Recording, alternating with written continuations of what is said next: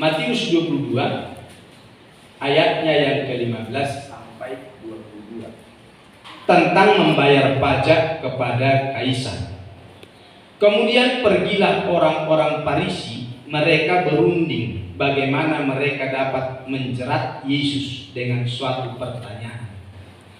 Mereka menyuruh murid-murid bersama-sama orang-orang Herodian bertanya kepadanya, "Guru, kami tahu engkau adalah seorang yang jujur dan dengan jujur mengajar jalan Allah, dan engkau tidak takut kepada siapapun juga, sebab engkau tidak mencari muka. Katakanlah kepada kami pendapatmu, apakah diperbolehkan membayar pajak kepada kaisar atau tidak?" Tetapi Yesus mengetahui kejahatan hati mereka itu, lalu berkata, "Mengapa kamu mencobai aku, hai orang-orang munafik? Tunjukkan kepadaku mata uang untuk pajak itu." Mereka membawa 1 dinar kepadanya. Maka ia bertanya kepada mereka, "Gambar dan tulisan siapa ini?" Jawab mereka, "Gambar dan tulisan kaisar." Lalu kata Yesus kepada mereka, "Berikanlah kepada kaisar apa yang wajib kamu berikan kepada kaisar, dan kepada Allah apa yang wajib kamu berikan kepada Allah." Mendengar itu, heranlah mereka dan tinggalkan Yesus, lalu pergi. Puji Tuhan. Sejauh ini pembacaan kita lihat orang Farisi mencoba menjebak Tuhan Yesus dengan suatu pertanyaan. Itu bukan pertanyaan yang tulus, tapi mereka ingin menjebak supaya Yesus bisa dipersalahkan. Dan sebelum Yesus masuk dalam jebakannya orang Farisi ini tidak ngawur. Mereka orang Farisi ini benar-benar mempersiapkan jebakan itu. Tidak asal. Mereka benar-benar persiapkan jebakan kepada Yesus itu ngawur. Tapi mereka benar-benar mempersiapkan dengan matang. Mereka mempersiapkan jebakan itu dengan rapi. Saudara-saudara, perhatikan ayat yang ke-15 itu katakan begini. Kemudian pergilah orang-orang Farisi. Mereka apa? Berunding. Bagaimana mereka dapat menjerat Yesus dengan suatu pertanyaan. Kata berunding itu, saudara. Mereka benar persiapkan, tidak ngawur, ya, tidak asal, tapi dipersiapkan untuk menjebak Yesus itu, saudara. Artinya yang kita lihat di sini, untuk melakukan satu kejahatan bagi orang Farisi, mereka persiapkan dengan baik supaya berhasil misinya untuk menangkap Yesus dan disalibkan. Mereka benar siapkan jebakan itu. Tentu ada banyak pandangan di sana. Lakukan ini, lakukan itu, dan lain sebagainya. Bapak Ibu kekasih dalam Tuhan, itu cara orang Farisi. Perlu dipersiapkan kejahatan mereka supaya berhasil. Apalagi untuk satu yang baik, kita harus persiapkan lebih baik lagi. Ya, misalnya pelayanan, kita harus persiapkan dengan baik. Jangan asal kejahatan aja dipersiapkan baik, apalagi untuk satu pelayanan. Bukan saja pemimpin pujian, pemain musik, tapi semua kita tim yang ada dalam pelayanan. Kita harus benar-benar siap untuk itu. Semuanya lah kita harus persiapkan diri kita. Karena ini untuk semua kemuliaan Tuhan, kita harus persiapkan. Kembali kepada teks kita, orang Farisi mencoba menjebak Yesus dengan pertanyaan di ayatnya yang ke-17 itu, "Katakanlah kepada kami pendapatmu, apakah diperbolehkan membayar pajak kepada kaisar atau tidak? Bolehkah bayar pajak atau enggak?" Gitu. Yesus ditempatkan pada posisi yang sangat sulit untuk menjawabnya. Yesus ditempatkan pada situasi yang terjepit. Ben bebiye jawabmu. Kan kira-kira gitu. Tak takon setunggal iki. Opo jawabmu? Kalau dijawab ya, dia akan dibully oleh orang banyak. Kau mendukung penjajah Romawi. Kalau dijawab tidak, gitu saudara-saudara, nggak perlu bayar pajak. Loh, ini pemberontak terhadap pemerintah. Jadi dijawab ya kena, dijawab tidak ya kena, maju mundur kena loh saudara-saudara. Nah, ketemu, tak jebak kau di sini. Salah satu kau jawab, kau kena. Mereka betul-betul mempersiapkan jebakan seperti ini saudara-saudara sering dilakukan orang Farisi. Bukan cuma kali ini. Bukan cuci tangan, apakah diperbolehkan makan dengan tidak mencuci tangan. Tapi salah satu kita lihat dulu jebakan-jebakannya dalam Matius pasalnya yang ke-16 ayat 1 sampai ayatnya yang ke-4. Kemudian datanglah orang-orang Farisi dan Saduki hendak mencoba Yesus, menjebaknya. Mereka meminta supaya ia memperlihatkan suatu tanda dari surga kepada mereka. Tetapi jawab Yesus, pada petang hari karena langit merah kamu berkata hari akan cerah, dan pada pagi hari karena langit merah dan redup kamu berkata hari buruk. Rupa langit kamu tahu membedakannya, tetapi tanda zaman tidak. Angkatan yang jahat dan tidak setia ini menuntut satu tanda, tetapi kepada mereka tidak akan diberikan tanda. Dan dijawab loh, tidak diberikan tanda itu selain tanda Nabi Yunus. Lalu Yesus meninggalkan mereka lalu pergi. Perhatikan ini Pak Yesus. Yesus tidak mau terpengaruh dengan kondisi kamu, hai kamu orang-orang munafik itu. Udahlah. Yesus tidak mau diintervensi, tidak mau ditekan oleh orang-orang tak rohani. Dia tidak mau ada di bawah tekanan dan intervensi para Farisi ini. Dia harus jujur menyampaikan kebenaran, tidak perlu disembunyikan. Lihat lagi di dalam Markus pasal 2 ayat 16 dan 17.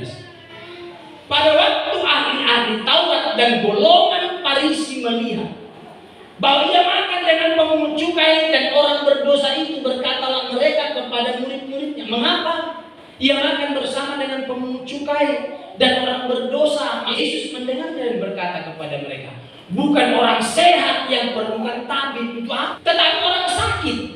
Aku datang bukan untuk memanggil orang benar, melainkan orang berdosa. Aku datang bukan panggil orang benar, kalau sudah benar ya sudah pasti ada jaminan. Tapi aku datang menyelamatkan mereka yang berdosa, supaya mereka yang berdosa itu mau diperbaiki dan dibaharui menjadi benar sampai menjadi sempurna dengan Tuhan dan sampai kepada tujuan Tuhan. Kalau Bapak Ibu saya itu orang berdosa itulah maunya Tuhan. Tuhan mau dandani kita semua. Tuhan mau perbaiki kita semua menjadi seperti Yesus, dan kita akan kelak menjadi sama bersama dengan Yesus di kerajaan yang dipersiapkan Tuhan. Itu maksud kedatangan Tuhan. Dia rela mati di atas kayu salib karena kita tidak benar, karena kita sudah berdosa, maka dia rela mati buat kita supaya kita diselamatkan. Jadi kalau kita simpulkan dari sini, sebenarnya gereja itu kumpulan orang-orang tak sehat, orang-orang berdosa, orang-orang jelek, tapi siap diperbaiki jadi baik. Maka kalau kita sudah jadi orang Kristen bertahun-tahun didandani, harus makin baik. Jangan makin lama tidak makin baik. Makin penggarang, makin kurang ajar dan masuk penjara. Tapi kalau karena berita Yesus yang kita sampaikan kita di penjara, ya tidak masalah lah. Seperti si Kece, begitu sadisnya dilumuri telek.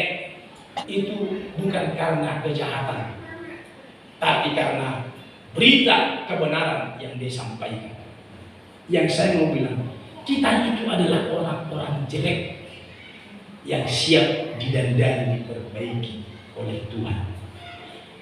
Berjalannya waktu kita harus makin lebih baik, makin lebih hebat, makin lebih kuat. Kita bermaksud memuji luar biasa Pak Abraham. Ini loyo 2 kali seminggu harus cuci darah. Selasa kali Jumat, Bapak ya. 1 tahun sudah cuci darah, saudara-saudara. Itu apa dici ono dulu. Ibadah Rebu ci ono lu. Ibadah Jumat ci ono lu. Waduh, tiap hari. Kalau misalnya Pak Abraham, nyun sewu Pak Abraham, dipanggil Gusti Yesus, paling enak pelayanan ini. Dan membuat lelaynya paling enak. Sudah menyelesaikan pertandingan cocok. Yes. Ya, bertanding sampai akhir. Ini banyak orang tak tahu bertanding, mati menyelesaikan pertandingan. Tidak cocok. Ya, saya pernah bilang, Nek Pak Rebu cocok tulisan gede-gede. Telah mengakhiri pertandingan. Cocok. Persiapan khotbahnya jadi enak. Saudara, kan begini. Bapak Abraham waktu masih hidup luar biasa. Ya, bertanding benar-benar. Tidak cuma sekedar tulisan dan ayat ini, tapi benar dia bertanding sampai akhir ajalnya. Dia terus ada dalam Tuhan. Amen. Cocok saudara. Tapi kalau enggak, pendeta itu banyak berbohong malahan. Udah enggak pernah ibadah. Sudah ke surga ini. Udah. Oh, ke surga ini. Pak Rebu cocok. Lukas 6 ayat 6 sampai 9. Pada suatu hari Sabat lain, Yesus masuk ke rumah ibadat lalu mengajar di situ. Ada seorang yang mati tangan kanannya. Ya, ahli Taurat dan orang Farisi mengamat-amati Yesus. Kalau ia menyembuhkan orang pada hari Sabat, supaya mereka dapat alasan mempersalahkan dia. Ini hanya menjebak ini. Tetapi ia mengetahui pikiran mereka lalu berkata kepada orang yang mati tangannya itu, bangunlah, berdirilah di tengah. Maka bangunlah orang itu dan berdiri. Lalu Yesus berkata kepada mereka, aku bertanya kepada kamu, manakah yang diperbolehkan pada hari Sabat? Berbuat baik atau berbuat jahat? Menyelamatkan nyawa orang atau membinasakannya? Mereka jebak Yesus. Tapi Yesus tidak pernah bisa masuk dalam jebakannya orang Farisi. Tidak bisa masuk dalam jebakannya walaupun dijebak dengan berbagai macam cara. Tidak pernah Yesus bisa masuk dalam jebakannya orang Farisi. Ayat ke-17 itu. Ya, apakah diperbolehkan membayar pajak kepada kaisar atau tidak? Jawabnya dari ayat 18 sampai 21 bisa. Yesus mengetahui kejahatan hati mereka itu lalu berkata, mengapa kamu mencobai aku, hai orang munafik? Tunjukkanlah kepadaku mata uang untuk pajak itu. Mereka membawa 1 dinar kepadanya. Maka ia bertanya kepada mereka, gambar dan tulisan siapa ini? Jawab mereka, gambar dan tulisan kaisar. Lalu kata Yesus kepada mereka, berikan kepada kaisar apa yang wajib kamu berikan kepada kaisar, dan kepada Allah apa yang wajib kamu berikan kepada Allah. Jawaban Yesus atas pertanyaan orang Farisi yang pertama tadi dikatakan, mengapa kamu mencobai aku, hai orang munafik? Gitu. Yang kedua dikatakan, tunjukkanlah kepadaku mata uang untuk pajak itu. Lalu Yesus balik mengajukan pertanyaan, gambar dan tulisan siapakah ini? Dijawab orang Farisi, gambar dan tulisan kaisar. Lalu Yesus terus terang kepada orang Farisi itu, ya, berikanlah kepada kaisar apa yang wajib kamu berikan kepada kaisar, dan kepada Allah apa yang wajib kamu berikan kepada Allah. Kamu jangan pura-pura, kamu jangan bodoh-bodohin dirimu. Kamu ngerti kok, tapi kamu pura-pura bodoh, pura-pura nggak tahu. Masa ngerti kalau kamu setiap tahun bayar PBB? Bayar PBB enggak, Pak Bu? Bayar. Aku yang bayar PBB. Tiap tahun apa enggak bayar pajak motor? Bayar enggak? Bayar. Masa kau enggak tahu itu? Bapak Ibu Saudara yang dikasih Tuhan Yesus Kristus, jangan kita berpura-pura, jangan pakai topeng-topeng. Betul, topeng itu sama dengan kepura-puraan. Jadi orang Kristen tegas. Ya enggak, ya. Itu Matius 5 ayat 30. Katakan ya jika ya, katakan tidak jika tidak. Itu orang Farisi itu penuh dengan kepura-puraan. Tahu, pura-pura tidak tahu. Orang seperti Farisi ini banyak dijumpai di dalam gereja Tuhan. Yang munafik, enek. Tapi sebenarnya ini tujuan gereja memperbaiki yang jelek itu menjadi baik. Jangan terus ada di dalam topeng, jangan terus ada dalam kemunafikan. Memang benar kita adalah orang jelek. Jujur aku ini orang jelek. Ya. Semua kita ini orang jelek. Itulah sebabnya Yesus mau mati buat kita. Matius 19, 16-18. Ada seorang datang kepada Yesus dan berkata, Guru. Nah ini orang Kristen ini saudara. Perbuatan baik apakah yang harus diperbuat untuk memperoleh hidup yang kekal? Tahu dia, tapi pura-pura tidak ngerti. Kristen ada dalam gereja ini, pemuda kaya, ya. Jawab Yesus, apakah sebabnya engkau bertanya kepadaku tentang apakah yang baik? Hanya satu yang baik. Tetapi jika engkau ingin masuk ke dalam hidup, turutilah segala perintah Allah. Guru, baik.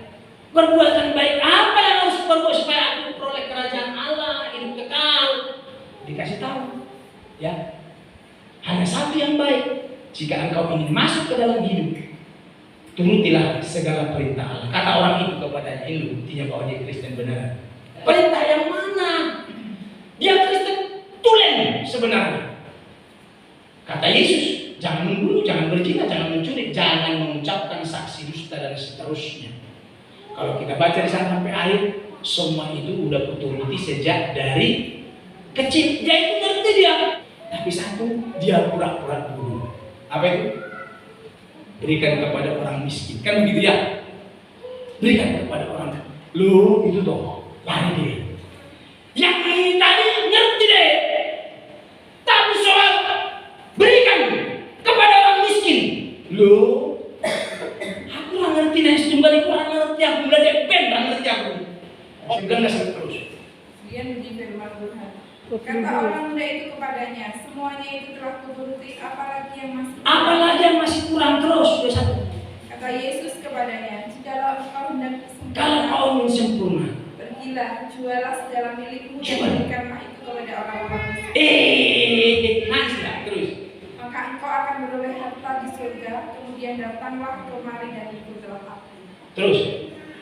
Ketika orang muda itu mendengar perkataan itu, pergilah ia dengan sedih sebab banyak hartanya. Nah, aku nggak ngerti nak menurut tak ngerti ya bu. Ngerti pura-pura enggak? Ya makanya aku bilang banyak di dalam gereja orang yang begini, seperti Farisi itu. Ngerti pura-pura enggak ngerti. Tahu pura-pura enggak tahu. Lama jadi orang Kristen iya. Orang Kristen baik dan indah memang. Tapi harus berjalannya dengan waktu, kita harus diperbaiki, diperbaharui menjadi baik. Menjadi makin baik. Bukan cuma di dalam doa Tuhan. Kami mendengarkan firman-Mu, dia lewat firman-Mu. Kami bertumbuh berakar kuat dulu. Berakar kuat. Saudara-saudara, dan berbuah-buah. Kan begitu doa. Oh, ojo bohong-bohong. Kita lihat Kristen-Kristen topeng.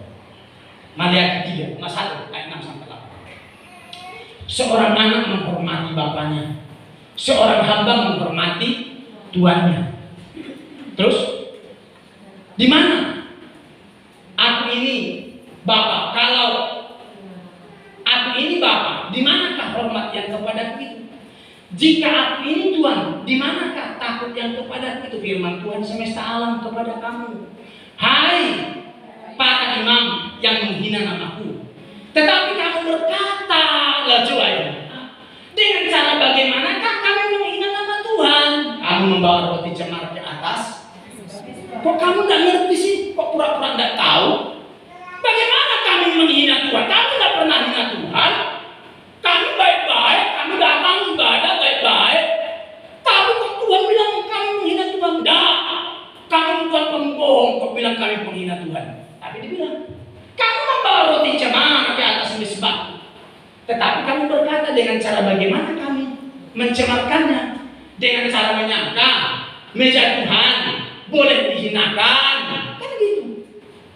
Apabila kamu membawa seekor binatang buta untuk dipersembahkan, tidakkah itu jahat? Nah, jangan pura-pura lah. Jangan pura-pura. Orang ini memberikan, mendukung, menopang pekerjaan Tuhan itu. Tapi seperti Ananias kemarin itulah, ya seperti Ananias kemarin itu. Harga sekian kan kau jual? Iya betul. Yang benar. Mati. Datang istrinya. Benarkah harga sekian kau jual? Benar. Sumpah, swear. Itu loh, suamimu baru datang itu orang-orang yang mengurutkannya. Mati juga deh. Mati. Lagi saudara-saudara. Apabila kamu membawa seekor binatang buta untuk dipersembahkan, tidakkah itu jahat? Apabila kamu membawa binatang timpang sakit, tidakkah itu jahat? Coba berikan kepada bupati. Apakah dia berkenan kepadamu, apalagi menyambut engkau dengan baik? Firman Tuhan semesta. Kami tidak jahat kok. Kamu bagaimana bilang tidak jahat? Ayo lihat kebenaran firman. Kamu itu penjahat. Sekali lagi kita betul orang-orang jelek, simbol orang jelek juga. Tapi jangan terus jelek, ya harus siap diperbaiki. Iya, bukan diberkati. Itu udah pasti kalau kita diperbaiki jadi baik pasti diberkati. Ya, iya. Perbaiki dulu. Kalau sudah baik pasti diberkati. Makanya kata jika engkau sungguh-sungguh mendengarkan suara Tuhan Allahmu dan melakukannya, diberkati di kota, diberkati buah kandungan, berkat semua diberkati. Iya, siap diperbaiki. Itu saudara-saudara harus mau diperbaiki. Dan itu saudara-saudara harus diperbaiki. Ya, harus diperbaiki. Kalau masih ada di sekitar masih dekat. Pasal 3 ayat 8. Pasal 3 dari Maleakhi. Siapa yang baca? Mungkin saja tulis di sini. Demikian bunyi firman Tuhan. Yuk. Bolehkah manusia menipu Allah? Bolehkah manusia menipu Allah? Namun kamu menipu aku. Tapi kamu tipu aku, katanya. Tetapi kamu berkata, Tapi kamu ngomong, dengan cara bagaimanakah kami menipu? seperti apa kami tipu engkau Tuhan? Mengenai persembahan persepuluhan dan persembahan khusus. Iya, sampai di sini. Ayat 8 itu kan? Iya.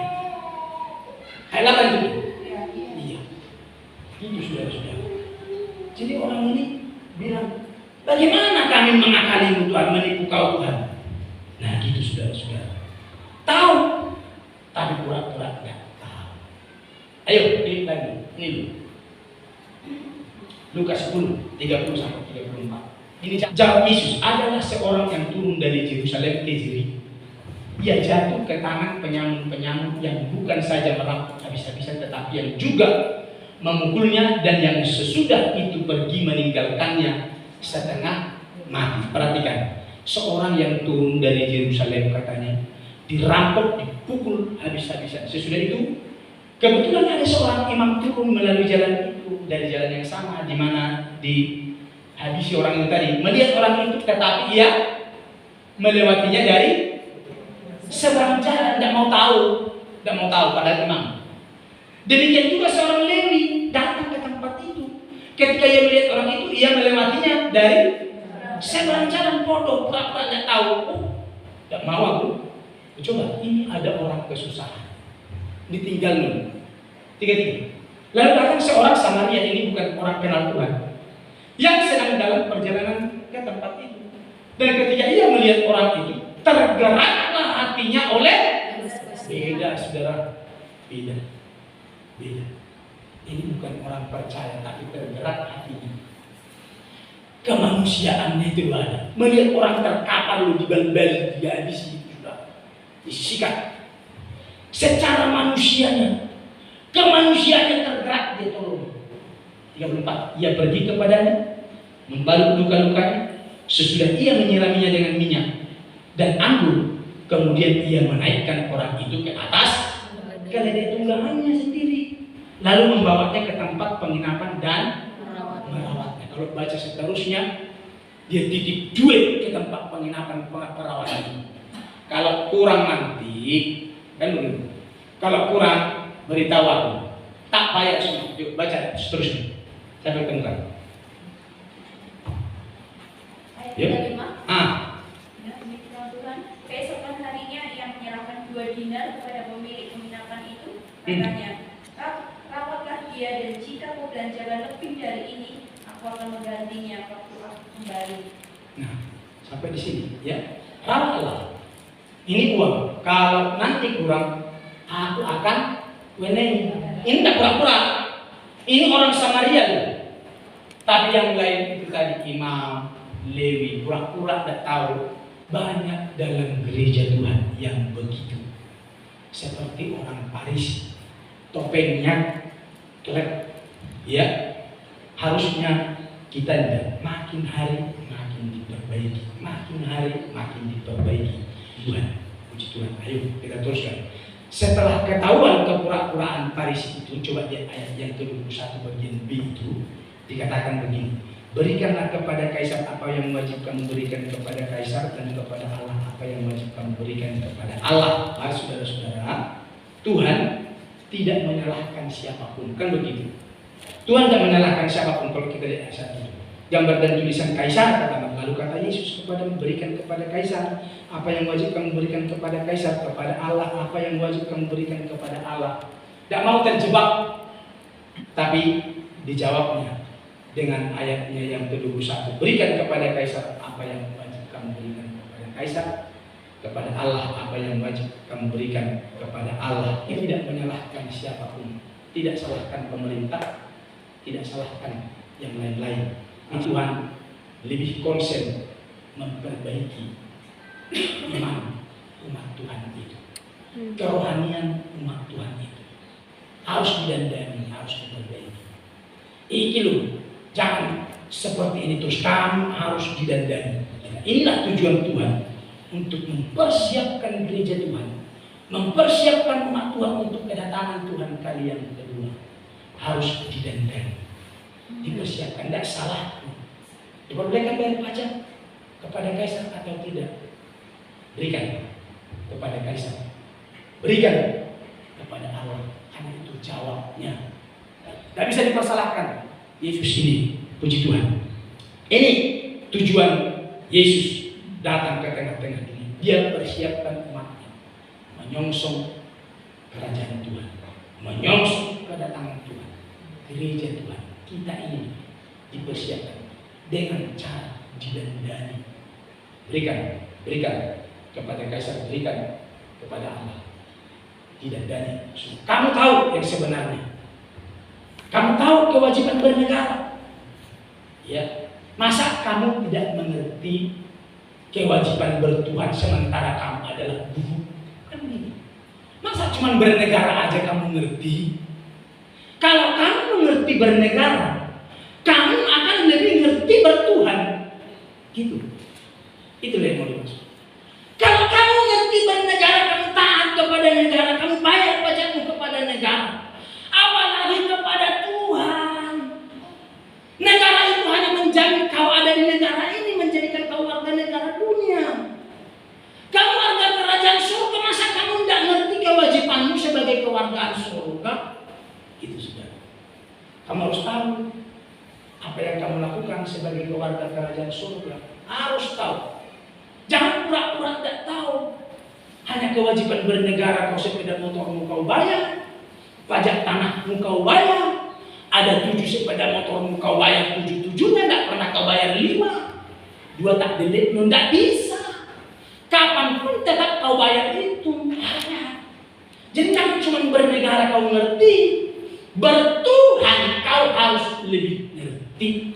Maka dikatakan itu, Ini loh, untuk kewajiban bertuah. Klik, maju. Itu tadi yang saya bacakan. Dari Ulangan 16 ayat 16. Ini. Ulangan 16 ayat 16. 3 kali setahun setiap orang laki-laki di antaramu harus menghadap hadirat Tuhan Allahmu ke tempat yang akan dipilihnya, yakni pada hari raya roti tidak berada, pada hari raya 7 minggu, dan pada hari raya penuh tahun. Janganlah ia menghadap hadiratnya Tuhan dengan kewajiban anak Tuhan. Iya. Warga kerajaan itu jangan pura-pura tidak tahu. Kalau memang tidak ada, tidak persoalan. Tapi jangan pura-pura tidak ngerti. Dia kan lebih hebat dari aku. Udah, pokoknya kita datang itu saja. Tidak boleh kosong. Ya, menghadap hadirat Tuhan jangan sampai kosong. Tetap, ya. Terus, waktunya sudah berjalan terus. 2 Korintus 8:1.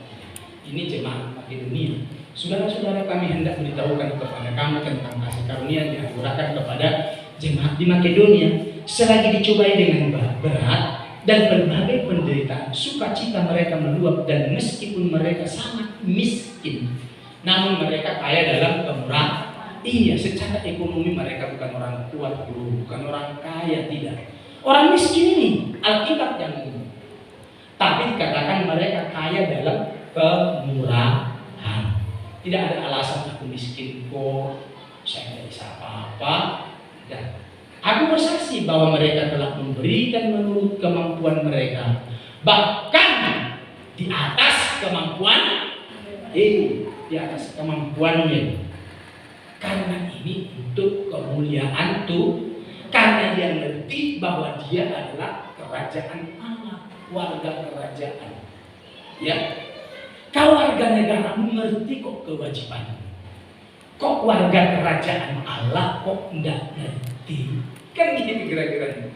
Kok malah buta dan mudeng kewajiban kewargaan surga? Enggak. Ya. Orang yang berwarga kerajaan surga harus ngerti dan lebih tahu, lebih hormat kepada pimpinan kita Yesus Kristus. Ngerti apa yang menjadi tugas kita sebagai warga kerajaan. Mari Bapak Ibu, saya ajak kita supaya hidup memberi pelayanan pekerjaan untuk ngerti kehidupan kita sebagai warga kerajaan.